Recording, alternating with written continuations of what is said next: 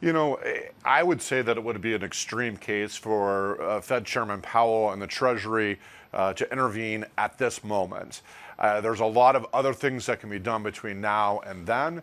Normally, a currency war has no winners to it. So once we start lowering our currency, what can end up happening is it can have material impacts on the Japanese economy, the German economy, a lot of the other trade partners that we do not want to see anything bad happen with. There's a lot of unintended consequences that can occur if you start playing this game of currency wars.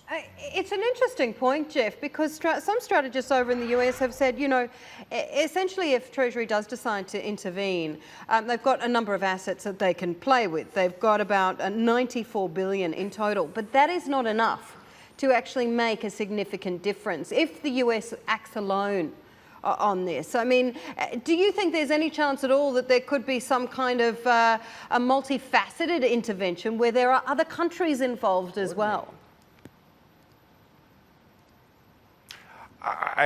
So to your exact point, there's over $1 trillion that are traded on a daily basis. So we've got the $94 billion of reserves. There's another guesstimate about another 70, 80, maybe 100 that the Treasury can bring in as well.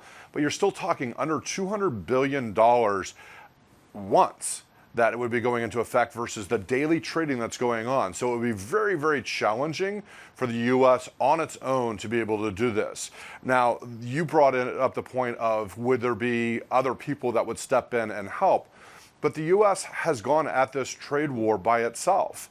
And so it would be one thing if we were already in a situation where we had a trade deal with the European Union, or if we already had a solid trade deal with Japan, that we could go at this and combat what China is doing on its own with another partner. But it looks very unlikely that that would happen. So the U.S. would have to be very committed to this, and it would take a very long time for it to happen.